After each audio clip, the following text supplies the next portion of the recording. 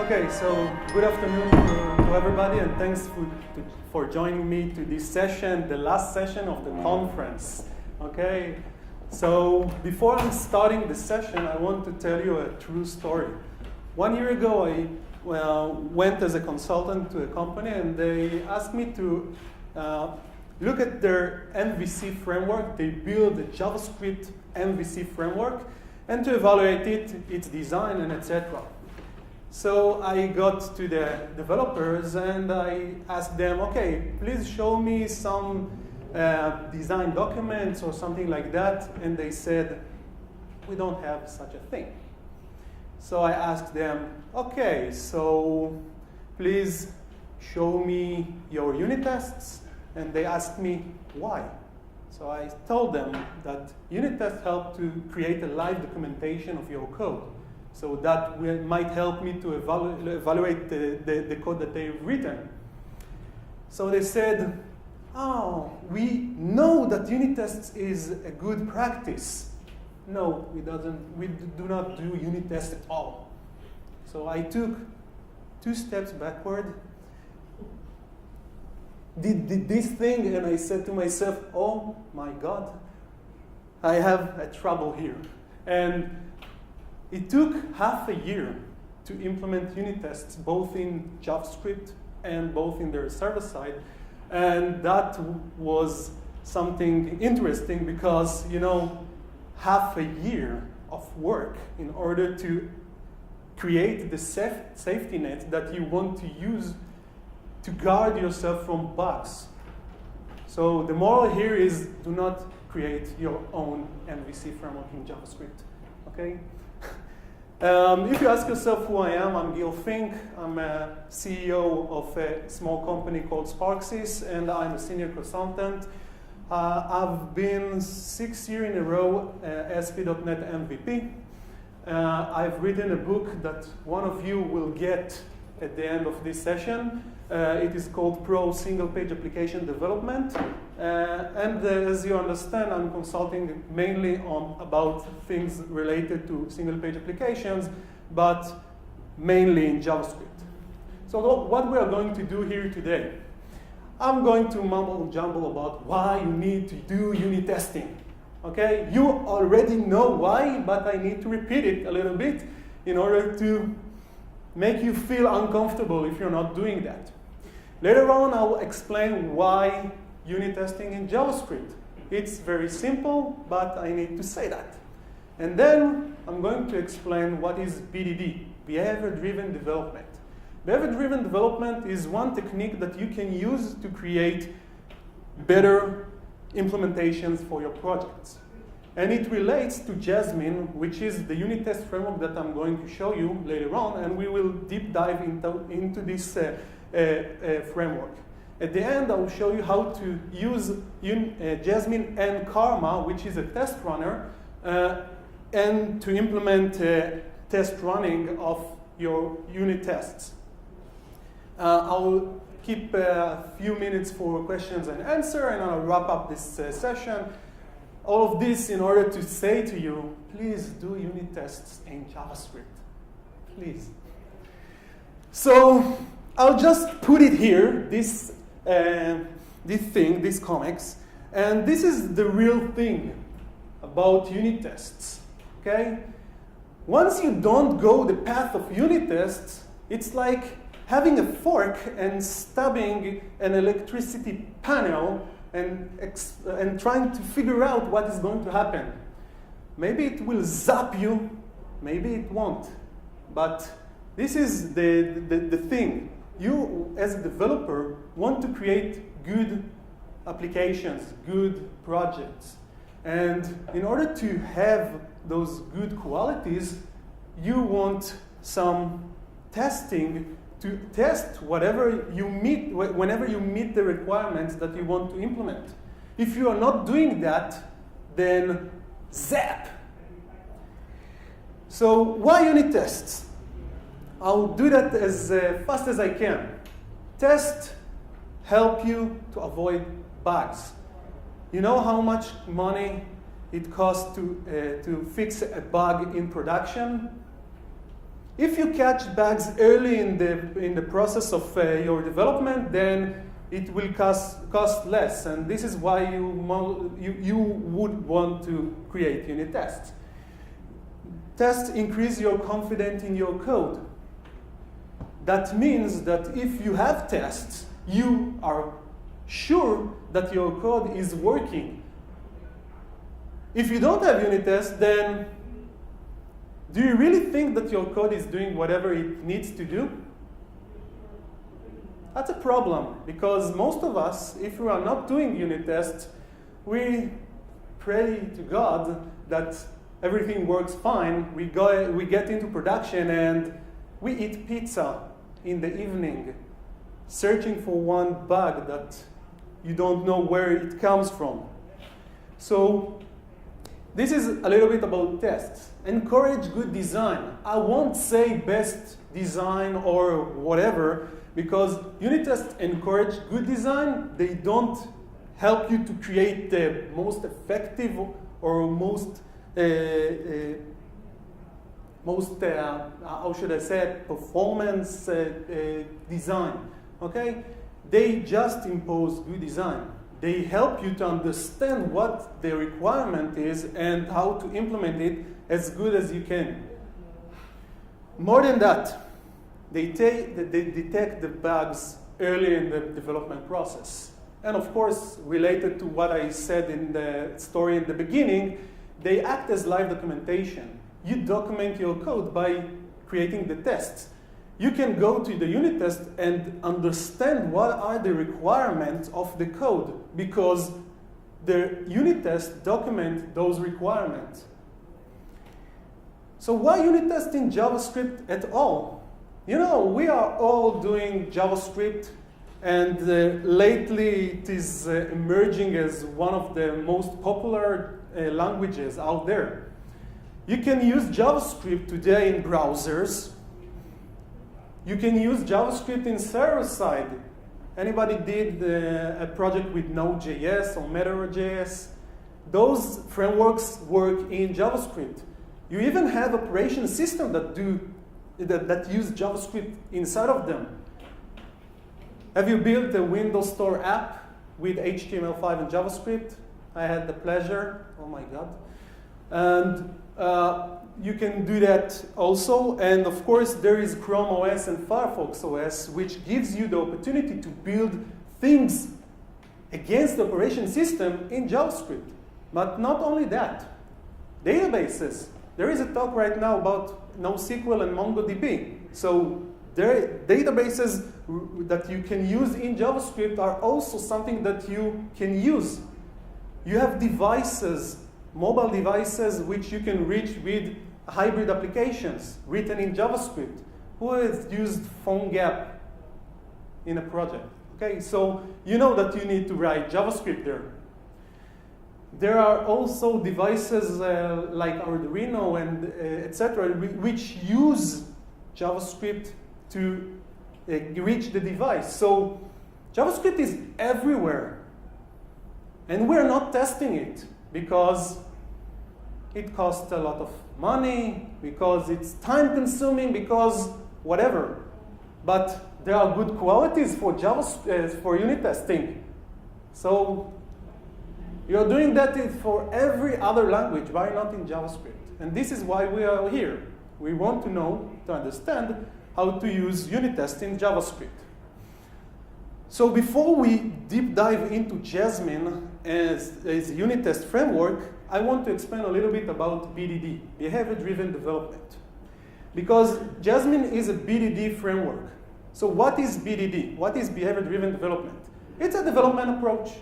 It uses things like best practices from test-driven development, best practices from domain-driven design, object-oriented analysis, and object-oriented design.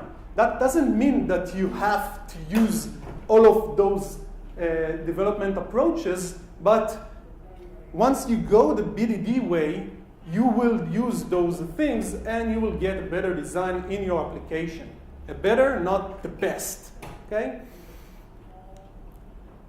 Another aspect of BDD, which is the most important thing in BDD, is collaboration. BDD is, in its base, is talking about collaborating between developers and business owners. Business owners which hold the requirement for your application talk with the developers, and both of those people, both the business owner and the developer, set up the requirement together. They set it up with their unambiguous language. If you've been to the DDD talk by Dino Esposito in the morning, he talked exactly about that. So BDD can help you do those things because it helps to collaborate. You need to collaborate to create the requirement, and later on, with those requirements, you create your tests. And with those tests, you create your application. And with the application, you sell to your customers. So this is the pyramid here. And once you have collaboration inside, then you will probably get the application that you really want to develop. And this is the big idea of BDD. Develop what you want to develop. Talk with your business owners, your business analysts. Do those things, because once you don't do that and you take assumption, you create your application, it works, but not as expected. So this is the idea of BDD. So I said that BDD relates to TDD. It relates to TDD in this manner. You create a feature set, or you set the requirements, and later on you create cycles of red-green refactor cycles. Red-green refactor is the cycles that you use in TDD, meaning you create a failing test, and then you make it go past the test, and you refactor for better design or better interaction. Okay, so BDD is on top of this. You create a feature set that doesn't work, you make it work, and then you refactor. So you have n cycles of TDD inside one BDD feature. Okay, so this is it. And as I said, you have a language in BDD. In that language, you describe your code or what you want to do. You tell the test what it should do, the test itself. And later on, you expect that it will do the things that you expect. So we have a language here. Describe something, it should do something, and I'll check that it does those things. This is a syntax. You see that syntax? That syntax later on is Jasmine syntax. So Jasmine follows BDD, and that brings me to the main issue here. Jasmine is a BDD framework to test JavaScript. You can find it in jasminegithub.io. Currently the version is 2.0.4. There are major changes between the last version, which is 1.3, and 2. And I will talk about them at the end of the session. And Jasmine is very, very popular unit test framework. There are other popular unit test framework that you can use. I chose Jasmine, or should I say it chose me, okay? Because I got involved in a project that they used Jasmine, and I had to learn it, and etc. But you can choose other frameworks like JQUnit or other options out there, and you don't have to do those things in Jasmine only. But Jasmine is very popular, and you can see a lot of its syntax in a lot of projects in GitHub or whatever. So with that, let's set up the environment. So we want to set up the environment with Jasmine. So how we can do that is by downloading the Jasmine code. You can go to Jasmine website and download the code, or you can use your favorite package manager, which you can be Bower, who used Bower in his project, Okay, so bar is a package manager for JavaScript, or if you are using .NET, you can use NuGet to get the Jasmine package.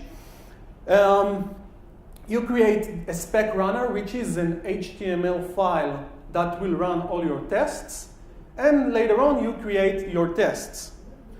Jasmine can also run headless. That means that you can run Jasmine without a browser.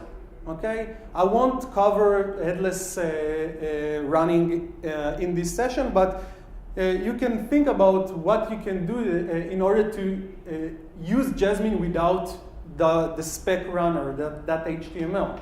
You can create builds without a browser with headless running of Jasmine. You can use Jasmine to test Node.js code, which doesn't have to involve a browser. Okay, so this is why Jasmine can run without a browser also.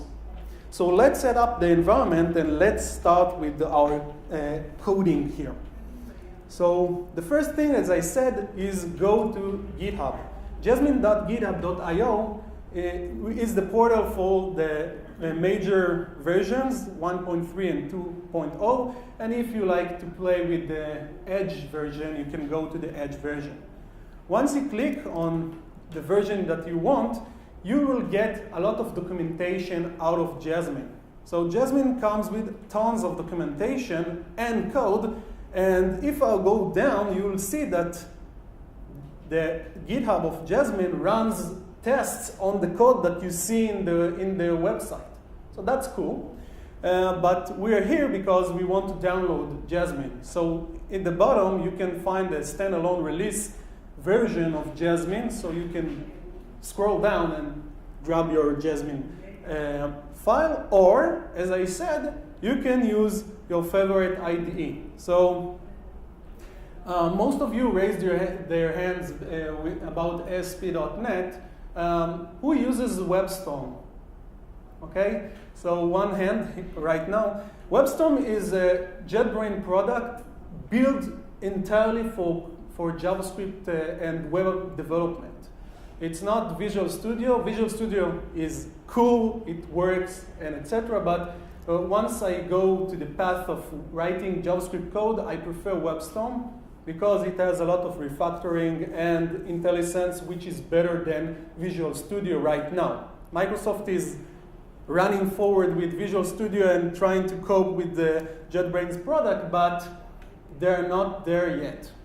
One of the good qualities of WebStorm is the ability to use Bower, the package manager, in order to grab packages in JavaScript. So I'll just open a bower.json file, and you will see here that it's evaluating. There is a loading thing that ran, and now I can open the available packages and just search for Jasmine. Okay, so if you can see here, we have a lot of versions for a lot of plugins for Jasmine. The marked package is the Jasmine core. Okay, so you can install that package using this button, and that's all. If you are in Visual Studio, just write install -package Jasmine, and it will download the latest version. So once you download that package, one of the things that you will see here is the specrunner.html file. This is the main game, the main file that is going to run all your tests. So it comes documented, and you can see that in the documentation you have include source files here and include spec files. Spec file is a file that runs tests and etc. So I've included the three spec files and one file called model.js. Later on we'll see how we develop that. In order to create the first tests, let's write some code. The same code that you saw early in the slide describes something. Don't worry, I'll explain later on what everything means here. And let's save it, and let's run the spec runner. Okay, so this is hello Jasmine. This is the spec runner. You can see that all my spec are running and running as expected, and nothing more. Okay, so let's continue. We set up the environment. One thing that I didn't mention, and you should think about, is how you structure your folders. Okay, most of the times you create a different project for unit tests. You can create that and have a structure for your folders. This is a suggestion structure that I found very useful. Under JS folder, put all the sources that you want to test, put all the tests in spec directory, and of course Jasmine in a vendor folder. Okay, sometimes vendor folder is called lib or anything else. So let's emphasize that in the demo. Okay, so we can see here that under JS I have the source file, model.js, the test files here, and vendor with all Jasmine code. Let's go on. So once we created the folder structure, let's talk about tests. In Jasmine language, you create test suites. Test suite is just a wrapper, a container of tests, of specs. In Jasmine language, it's specs. Okay, so in order to create the wrapper for the test, you use the describe function. The describe function gets two parameters, two arguments. The first one is the suite name, and the second one is a callback function that is going to be run, and all the tests there I'm going to run once it's running. Okay, run. So typically we'll have a suite for every JavaScript file. So if you organize your source code divided into models, you will have a spec suite for every model. Okay, so this is a good practice. And in Jasmine, you have only one root describe in each file. If you will have two describe function calls, then it won't work. It shouldn't work. So you created the container, and something that I must emphasize is the suite name. As I said in BDD, there is a collaboration between business owners and developers. Please write expressive suite names, because a business owner later on will see the spec runner results and will say something like, okay, I don't understand what is going on here, so you didn't meet my requirements. Okay? If you are expressive, and we'll talk about it in tests also, then the business owner can read what you wrote and understand a little bit of what you are talking about. And if it's written in the language, the ubiquitous language of your domain models, then voila, we might understand the tests and whatever, and you might understand those things, and you will get live documentation. So be expressive as you can. Jasmine tests. So once you have a described container, you want to write tests. So tests in Jasmine are called specs, and you can write tests using the function it. Again, the it function gets two arguments: the name of the test, which should be expressive as you can, and a callback function which tests your code. Inside that callback function, you will write expectations. And those expectations are the things that you expect the code to perform. So what are expectations? They are only assertions. So if you've done unit testing in C#, Java, Ruby on Rails, then those are the assertions that you want to test. So they can be either true or false. And in order to test those things, you have a function called expect. it gets as a parameter what you want to test, and it has a Fluent API, that is expressing what you want to test. For example, to be null. Okay, you expect something to be something else.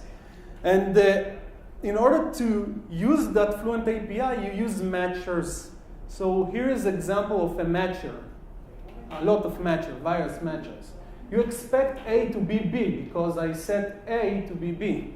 You expect A not to be null because A equals 12. You expect A to equal 12. That's, again, an expectation. You expect null to be null. That's a stupidity. I don't want to test that. You expect C not to throw because C is a function. It's not throwing anything.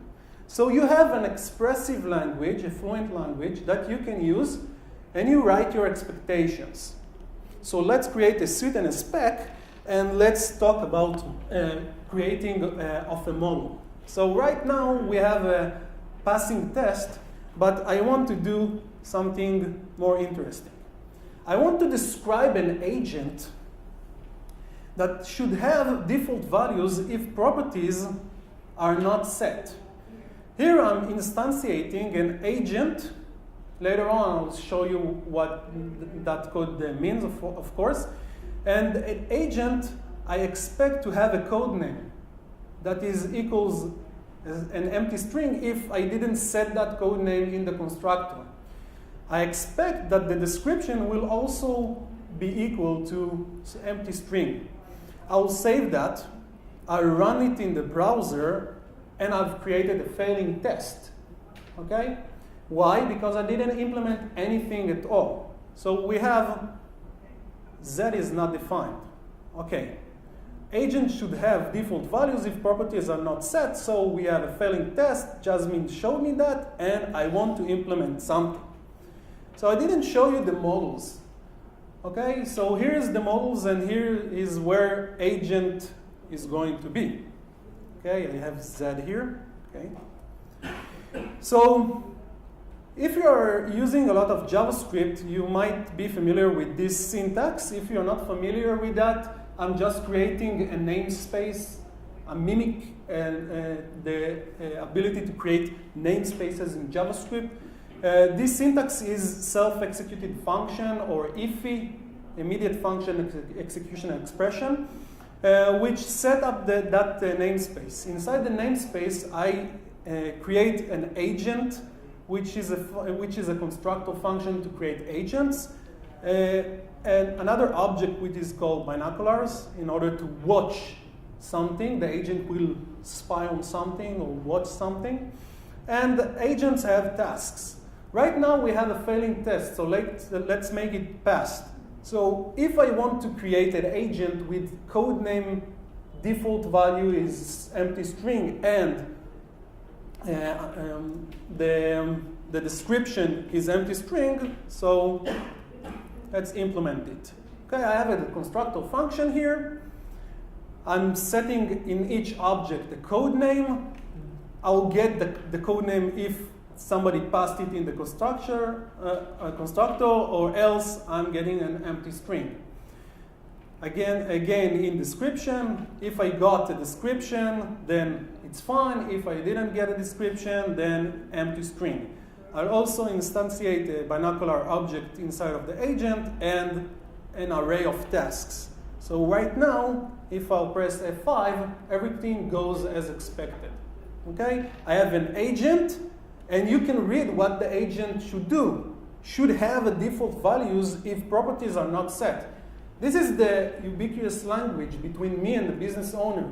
A business owner can read that and understand that agent should have default values. Later on, if something fails here, I understand that I didn't meet the requirements.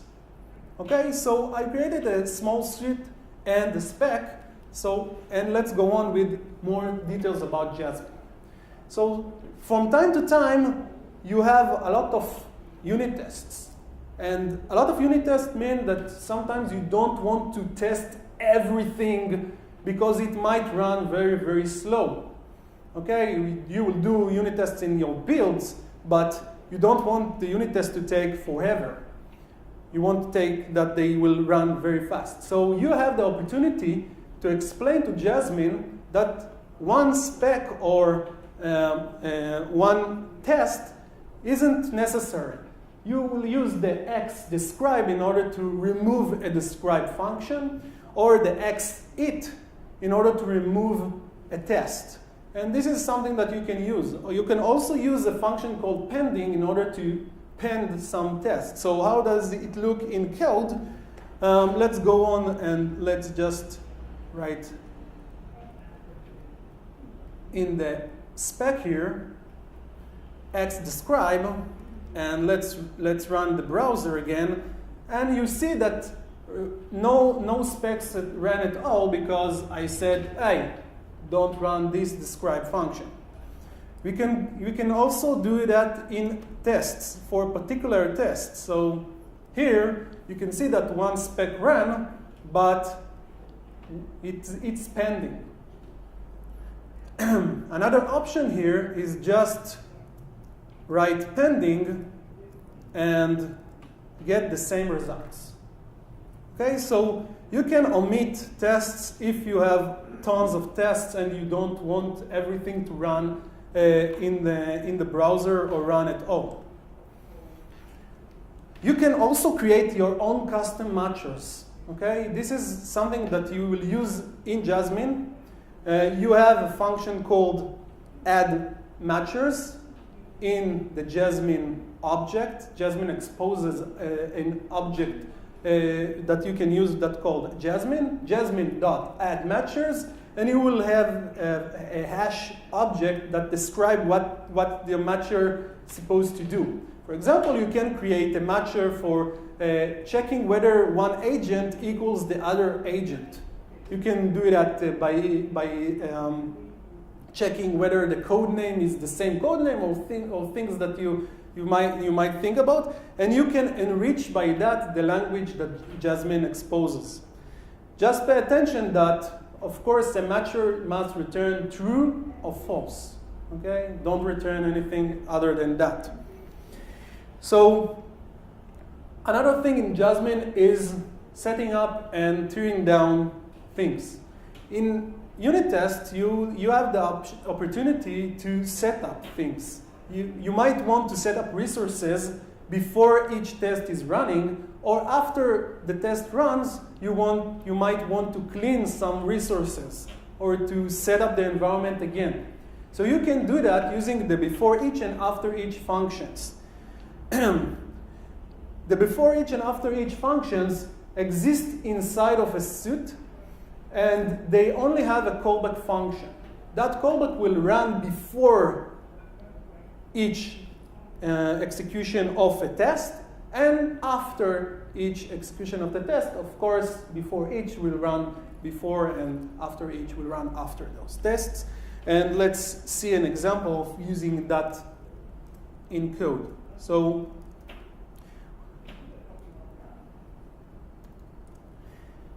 I'm doing the following things.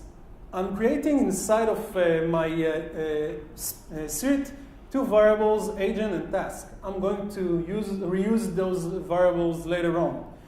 I'm adding a before each, and in the before each, I'm creating an agent, which is called agent X, which is our best agent, of course.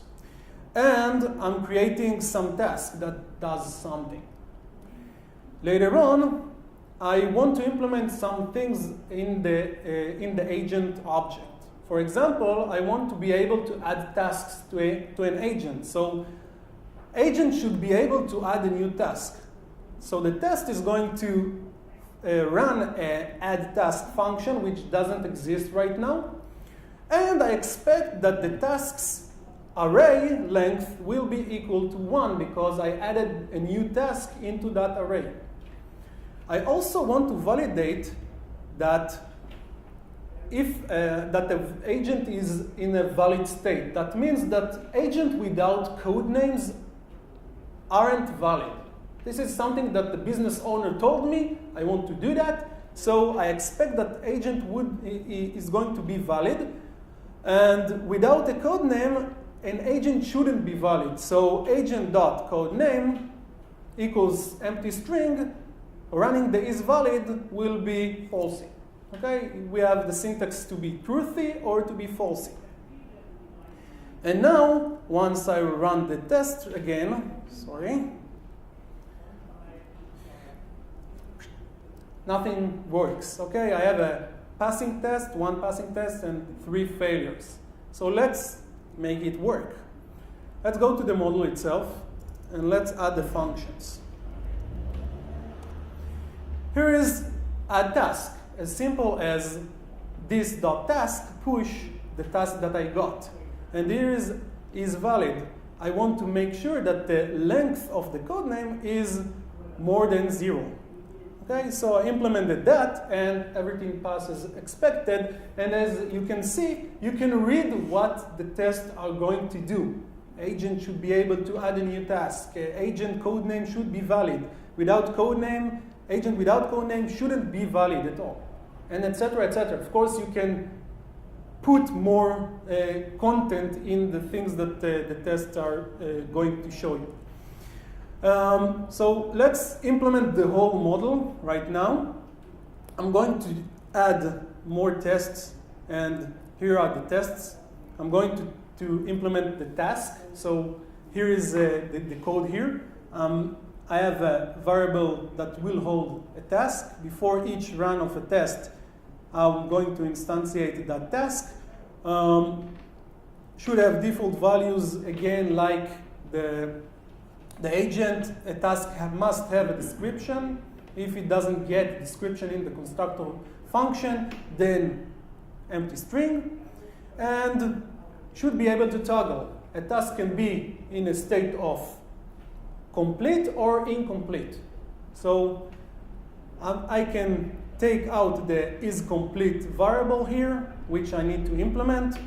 I'll toggle the complete, and I'll check that task is complete equals not is complete, the value that I had earlier. So let's implement that in our model. First of all, let's create the constructor function for task. Very similar to what we had in agent, and I'm implementing the toggle complete function. So this is complete, set to not this is complete, and running the tests again, we'll have 6 specs that are not failing. Okay, so until now, a lot of things which are really simple, hopefully, and we understand how we can set up things and how we can tear down things, and we have unit tests, specs, suites, and etc.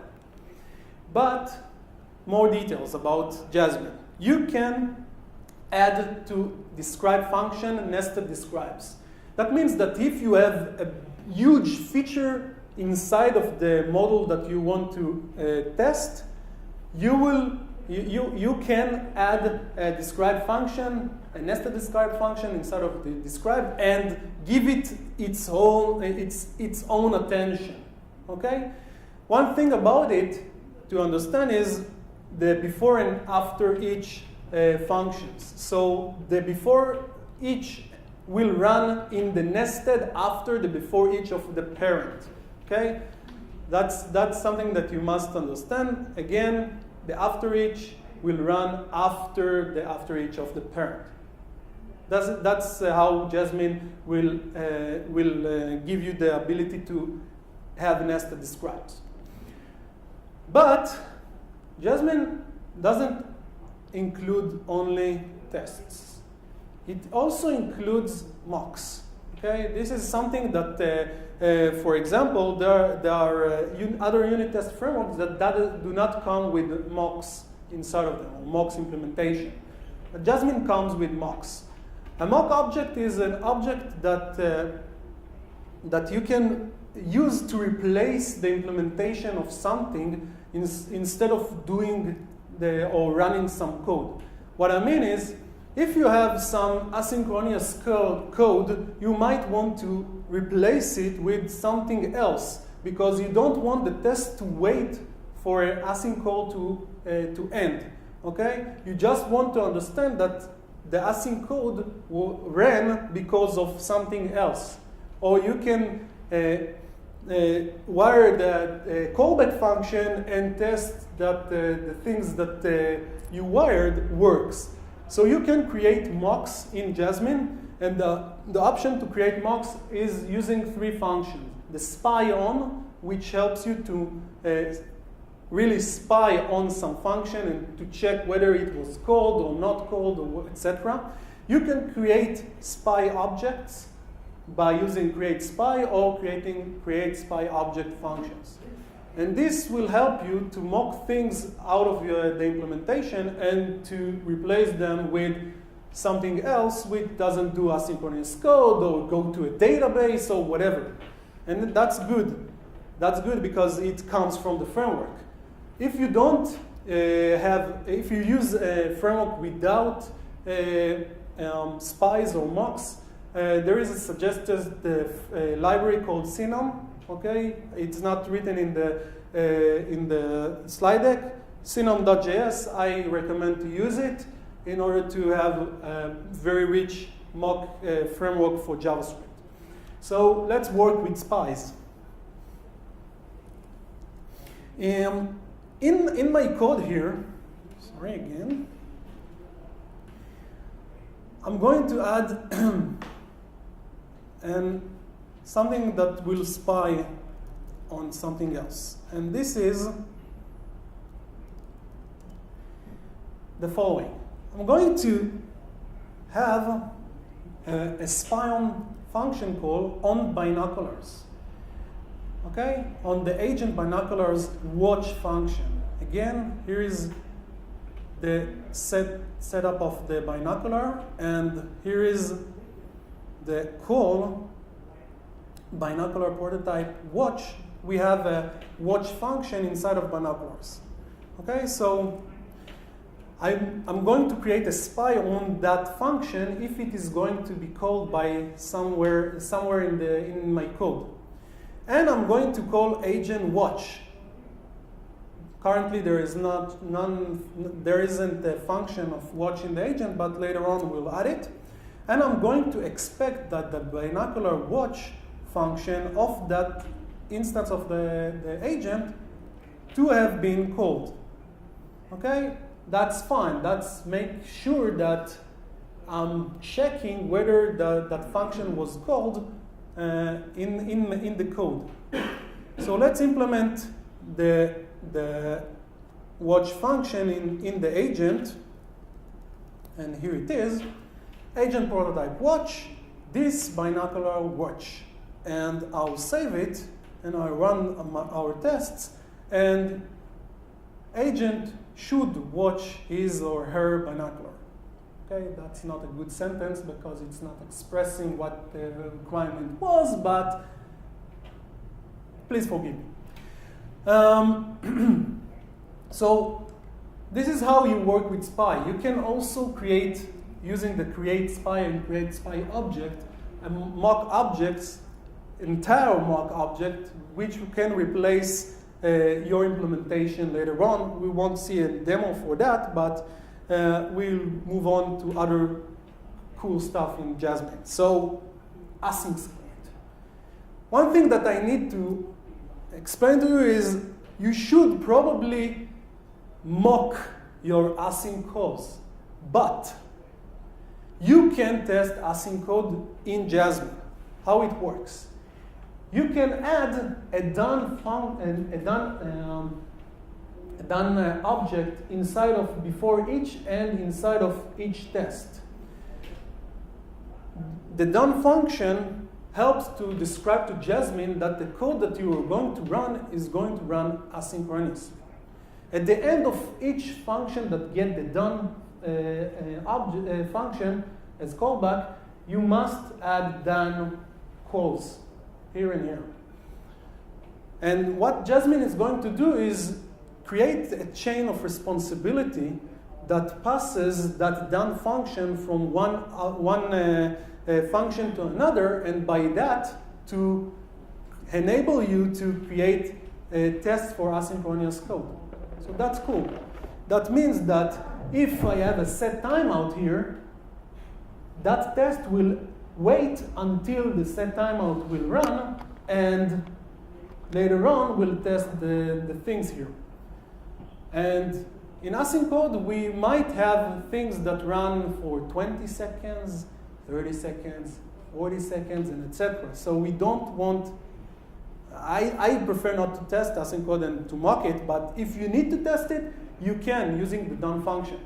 But here's a caveat, a small caveat.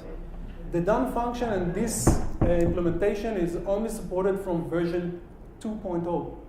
Version 1.3 in Jasmine has functions which called runs and waits for.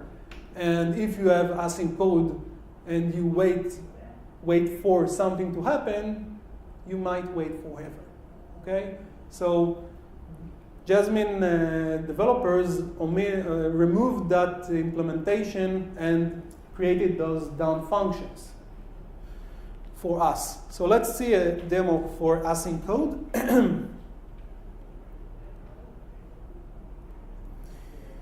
I'm going to write an async spec. Here it is. It's not related to the agent model. I'm describing an asynchronous spec as something that has an inner variable called value. Before each, I'm setting a timeout of 15 milliseconds, and I'm setting the value here to a string with value, value. Yeah, value. Okay, so what I'm expecting the things to happen is I'm expecting that the value here will equal the string value. If I'll omit the done here or the done here, it won't work because this test will run exactly after the before each, and I might have dropping in the frame or something like that, and I might not succeed to test the things. But I can show you that, of course, using the done here, done after each test, will run as expected. So we have the ability to test asynchronous code with Jasmine. And it's simple as just calling a function, a done function. So as I said at the end of the session, I'm going to explain a little bit about Jasmine and Karma. Karma is one test runner which is very popular right now because it was written for the AngularJS framework. And what it does is it just runs a lot of instances of browsers and tests the code that you have. That's helpful because most of the times when we create web applications, we would like to test them in more than IE or Firefox or Chrome or whatever. So Karma helps us to run all the tests in parallel. And one of the things that Karma has inside of it is the ability to use most of the current testing libraries out there. In this session, we're going to talk about Jasmine. So who attended the Shai Friedman's AngularJS? Okay. So in this example here, I'm going to use the knowledge that you learned there, and if you haven't been there in the AngularJS or you don't know what it means, I'll explain it a little bit. So we have a different project here, and this project is an AngularJS project. I'm just going to hit the open browser here, and this is the implementation. We have a navigation and some menus and a grid that shows some data and etc. But you might think about, hey, you're talking about unit tests. How does it relate? So let's use this application and let's test it using Karma and Jasmine. So the first thing that you would like to do is to add Karma into your project. How do you do that? If you're using Visual Studio, then there is an extension for Visual Studio that will wire up the Karma server. In WebStorm, it's much more easier. You just go to Settings, Node.js and NPM, and you install all Karma's models. The main model here is Karma, of course. But you can install other packages like Karma Chrome Launcher in order to test Karma in Chrome, Karma IE Launcher, and you might expect other browsers plugin implementation. There are plugins for Opera and Mozilla, but you get the point, hopefully, that we have launchers. You need to add the Karma dash and the name of your unit test framework. Okay, so here we are going to use Jasmine. I also added the Karma dash JUnit reporter because it shows things in XML as a report for the test that ran. And don't pay attention to all of the other things here because they are non-relevant to Karma. Once you installed all the packages of Karma, then you will see them in node models here, and you need to create a karma.conf.js file at the root here. The karma.conf.js file is just a configuration file for Karma.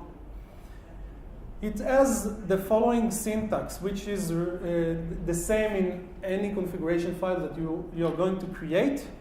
But the properties setup is what you need, what you would like to create by yourself. For example, once you have the model export and config set, you can set the base path for Karma, where Karma starts all the tests. Here, Karma will start from the root. Which framework are you going to use in Karma? I'm using Jasmine because I downloaded the Jasmine plugin. You can put here QUnit, whatever. You can say to Karma that you want it to run in single run. You can tell Karma that you're going to test browsers like Chrome and IE, but you can also test other browsers like Chrome Canary, the latest version of Chrome, Firefox, Opera, Safari, Phantom.js, or whatever. Okay, so you have a lot of browser plugins that you can use in Karma. I'm using plugins like JUnit Reporter, Karma Jasmine, and the launchers that I downloaded. You use them by setting the plugins property into the array of plugins that you want Karma to use. Later on, you just put the files that you want Karma to upload. For example, I'm going to upload AngularJS minified version and AngularJS mocks, which is a mock framework inside of Jasmine that helps you to mock things like HTTP requests and etc. I'm also adding the model that I created and the file for my controller and the specs. So if you're not familiar with AngularJS, AngularJS has a concept called models. Inside of the models, you can create your model implementation. You can have nested models, and in each application, you will have a root model. AngularJS also has a concept of controllers. It's a client-side controllers which implement the logic that you can wire to views later on. Other things that you can configure inside of the Karma configuration file is how you would like the report to be. I would like it to be in JUnit way. What is the port of the web server that it's going to run, the whole Karma thing. If you want to enable disable colors, capture time, and etc. Okay, that's the main idea. You configure everything for your server, and one of the cool things about WebStorm here, you can see that I have a runner for Karma, so I can start Karma server from WebStorm. But we're talking about Jasmine and Karma. So let's see how it works. So if I have a controller here that does some HTTP work and have some function, I will probably want to test it. So here's the same syntax of Jasmine, is the spec for that controller. I'm going to describe a navbar controller, and I'm going to do a lot of stuff here. The stuff that I'm doing is, first, I'm going to create the model of AngularJS. Okay? One thing that you must understand is, without a model running, there is no context for AngularJS. So here is the model that I'm going to load. Okay? I'm creating by using AngularJS.model function a model that does nothing right now. Later on, I'm going to use something that is called inject. In AngularJS, you have a dependency injection mechanism built in. So you can use the inject function in order to inject things into Angular. And the things that I want to inject mainly is the controller that I'm going to use. Okay, so I won't explain the code here about mocking the expectation of get or whatever. This function is just creating the navbar controller. Later on, I'm going to use that function in order to create my controller in the tests, and let's see the tests themselves. So it's the Jasmine syntax. Navbar controller should search changes the value of scope. Okay, if I'm going to here search here, change the value of scope of search term and add a U string to that search term. Okay, so what I'm doing here is I'm creating my controller. I'm putting a hello search term. I'm calling the search function, and I expect that the search term right now will be hello you. Okay, because the search function does that. Also, I'm using mocks in order to mock the http.get, which is going to do an asynchronous work against some server data or some file. Here it's just loading a file called nav.json. So I'm creating my controller in the test function. I'm checking that the scope navigation should be undefined, because before the http.get run, navigation is not set to anything. And I flash the HTTP call. Later on, once I flash the HTTP call, then navigation length should be 2. Why? Because I added here an expectation that if somebody is going to request the nav.json file, I will respond with an array that had two members. Okay, that's the whole idea. I'm using the same things that you learned about Jasmine. I'm using a test runner, and now I'm wiring everything, and I just run it, and we have the instance of Karma running in IE. Okay, you can see Karma connected. IE 11 is idle. Chrome is idle. You can see here that all my tests worked because I have the V sign here. And if I'll go to the WebStorm environment, you can see all the tests that worked both in IE and in Chrome 37. So changing something here, for example, let's remove hello. I save it.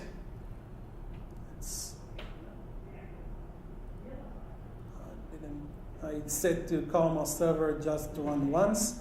If I want it to run periodically, then once I saved that file, it was supposed to show me the results. So let's run it again.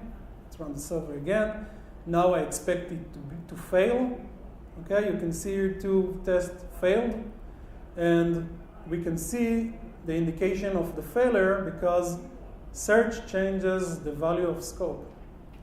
So I said to you that you can run a Jasmine headless. So this is how you can wire Jasmine with builds and run Jasmine headless. We don't have an specrunner.html file here.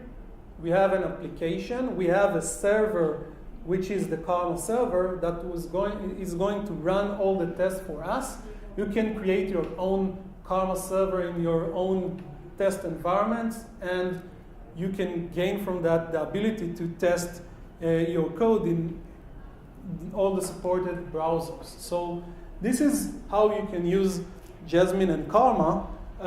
You can use Karma with other unit test framework, as I said, and in order to make it related to the session today, I used it with Jasmine. So with that, any questions? Because I'm going to wrap up the session, and someone is going to win the book if you give me the best question of the day. Okay, yeah. You use that inject to, I assume, take in modules that file is dependent on. Mm-hmm. What if we're using something like require? Okay, so you have a files that also drag other files. So we then have to do inject the files, those files also drag in as well. So you use AngularJS with require.js? No, well, currently we're using Durandal, require, and Breeze. Okay, so quite a large. Okay, so you have support for require.js inside of Karma. So you can load require.js and require the old stuff. You will need to write the tests using require.js, okay? And that's a whole new world to learn about. And I think that I wrote about it in my book, so you will get it. Okay, it's in chapter 10. Come for me at the end of the session, okay? And the one final thing, when you were replacing the URL saying if you hit this URL, respond with X data, does that a URL have to come from a variable, or can it be if it's the Angular implementation for mocks, okay? So if you are using something else, not Angular, then you can't use the expect get to respond with that thing, but Synon.js mock framework that I mentioned earlier can help you with that, or you can create your own mocks and say to Jasmine, hey, replace that function with another function, or just test that I made that call for the server, and don't wait for a response. Okay, if you have a one-way or one-direction thing in your application. Yes? With Karma, can you test multiple versions of IE? Okay, so it's a good question because Karma will test the version that is installed in the server. I have IE11, so it tested the IE11. So if you want to use test it on IE10, you need that the machine that Karma runs on has the IE10 version. It will test the latest version that installed in the server itself.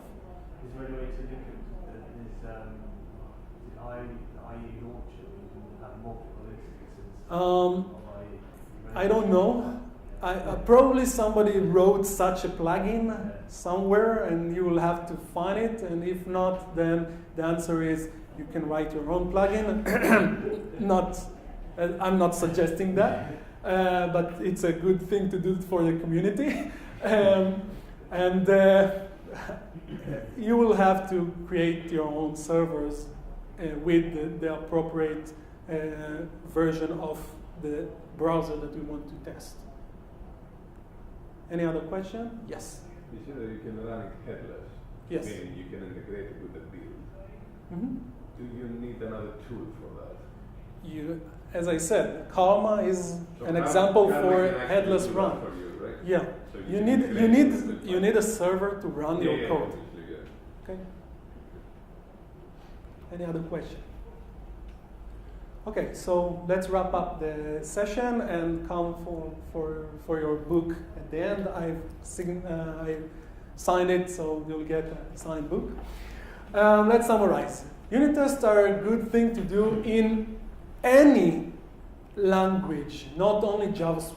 But if you're doing JavaScript without unit tests, you miss the safety net that it brings you. You miss the live documentation. You miss all the good qualities that unit tests bring you into the world.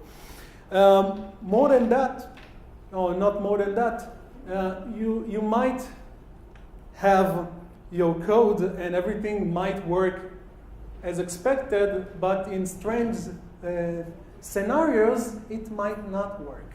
And to find those strange scenarios without unit tests is like searching a needle in a haystack. Okay, so if you're not doing unit tests, hold your pizza in the night and hope that the god of unit test won't strike you with lightning. Jasmine, you saw that framework. It's easy to get started with it. You only need to understand the syntax and how to use it.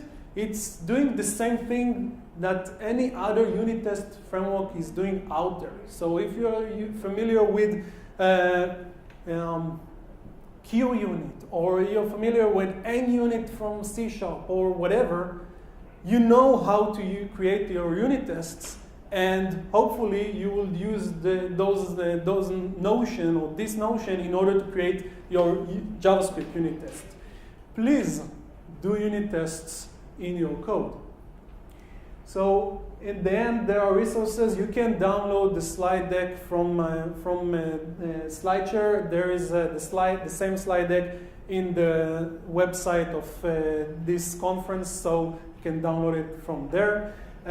Go to jasmine.github.io, see the documentation. Okay. Sorry. See the documentation and look at the things that you can do with Jasmine. As I said, I didn't explain about adding your own matchers. You can see there are demos how to add matchers. There are other stuff that I didn't mention. And if you want to go to my website, it's gilfink.net. If you want to follow me on Twitter, it's #gilfink. And with that, please, please, please do unit tests in JavaScript. It's not a rare thing to do. You are doing it in any other language. Thank you. Do it in JavaScript. Thank you. If you have any other questions, I'm here for the next 10, 15 minutes. Come to me and get your book.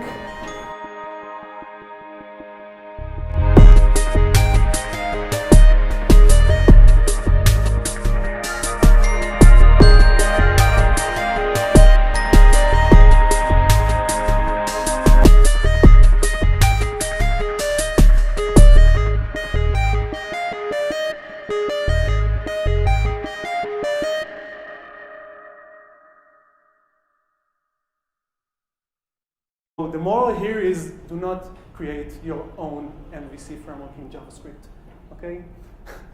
If you ask yourself who I am, I'm Gil Fink. I'm a CEO of a small company called Sparksys, and I'm a senior consultant.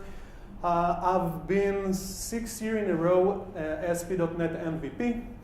I've written a book that one of you will get at the end of this session. It is called Pro Single Page Application Development. And as you understand, I'm consulting mainly about things related to single page applications, but mainly in JavaScript. So what we are going to do here today, I'm going to mumble jumble about why you need to do unit testing. Okay, you already know why, but I need to repeat it a little bit in order to make you feel uncomfortable if you're not doing that. Later on, I'll explain why unit testing in JavaScript. It's very simple, but I need to say that.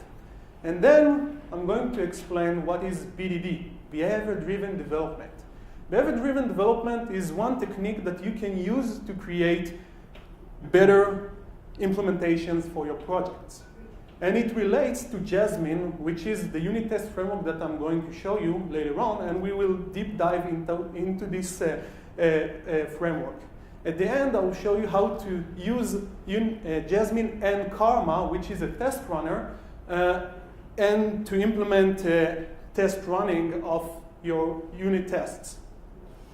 I'll keep a few minutes for questions and answer, and I'll wrap up this session.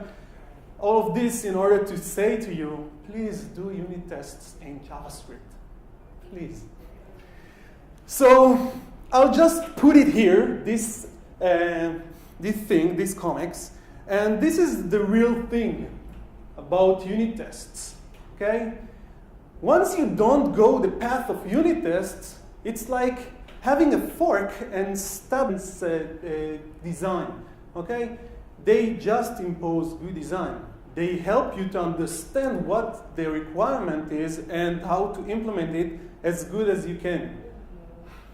More than that, they detect the bugs early in the development process.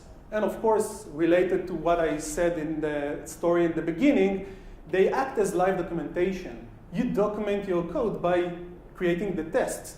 You can go to the unit test and understand what are the requirements of the code, because the unit tests document those requirements. So why unit test in JavaScript at all? You know, we are all doing JavaScript, and lately it is emerging as one of the most popular languages out there. You can use JavaScript today in browsers. You can use JavaScript in server-side. Anybody did a project with Node.js or Meteor.js? Those frameworks work in JavaScript.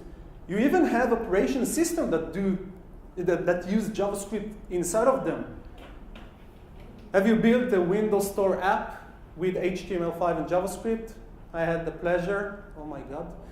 And you can do that also. And of course, there is Chrome OS and Firefox OS, which gives you the opportunity to build things against the operation system in JavaScript. But not only that, databases. There is a talk right now about NoSQL and MongoDB. So databases that you can use in JavaScript are also something that you can use. You have devices, mobile devices, which you can reach with hybrid applications written in JavaScript. Who has used PhoneGap in a project? Okay, so you know that you need to write JavaScript there. There are also devices like Arduino and etc. being an electricity panel and trying to figure out what is going to happen. Maybe it will zap you, maybe it won't. But this is the thing. You, as a developer, want to create good applications, good projects. And in order to have those good qualities, you want some testing to test whenever you meet the requirements that you want to implement. If you are not doing that, then zap. So why unit tests? I'll do that as fast as I can. Tests help you to avoid bugs. You know how much money it costs to fix a bug in production? If you catch bugs early in the process of your development, then it will cost less, and this is why you would want to create unit tests. Tests increase your confidence in your code. That means that if you have tests, you are sure that your code is working. If you don't have unit tests, then do you really think that your code is doing whatever it needs to do? That's a problem, because most of us, if we are not doing unit tests, we pray to God that everything works fine. We get into production and we eat pizza in the evening, searching for one bug that you don't know where it comes from. So this is a little bit about tests. Encourage good design. I won't say best design or whatever, because unit tests encourage good design. They don't help you to create the most effective or most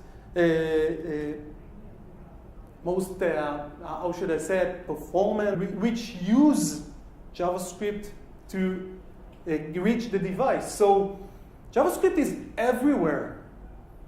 And we're not testing it because it costs a lot of money, because it's time consuming, because whatever.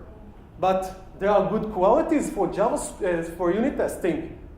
So you're doing that for every other language, why not in JavaScript? And this is why we are here. We want to know, to understand how to use unit testing in JavaScript. So before we deep dive into Jasmine as a unit test framework, I want to explain a little bit about BDD, Behavior-Driven Development. Because Jasmine is a BDD framework. So what is BDD? What is Behavior-Driven Development? It's a development approach.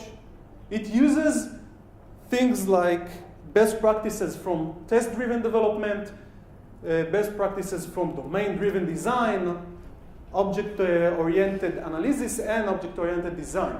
That doesn't mean that you have to use all of those development approaches, but once you go the BDD way, you will use those things and you will get a better design in your application. A better, not the best, okay? Another aspect of BDD, which is the most important thing in BDD, is collaboration. BDD is, in its base, is talking about collaborating between developers and business owners. Business owners which hold the requirement for your application talk with the developers, and both of those people, both the business owner and the developer, set up the requirement together. They set it up with their unambiguous language. If you've been to the DDD talk by Dino Esposito,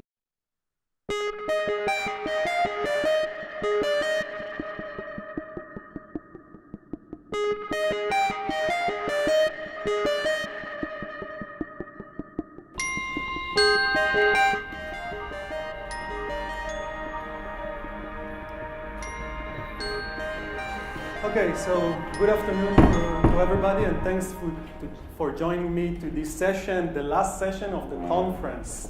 Okay, so before I'm starting the session, I want to tell you a true story. 1 year ago, I went as a consultant to a company, and they asked me to look at their MVC framework. They build a JavaScript MVC framework, and to evaluate it, its design, and etc.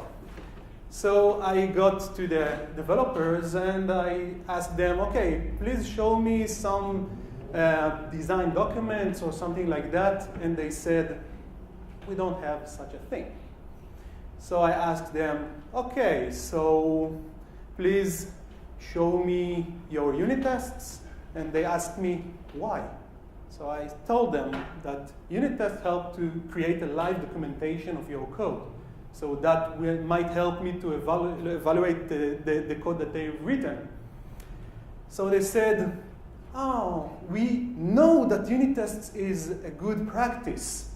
No, we do not do unit tests at all. So I took 2 steps backward,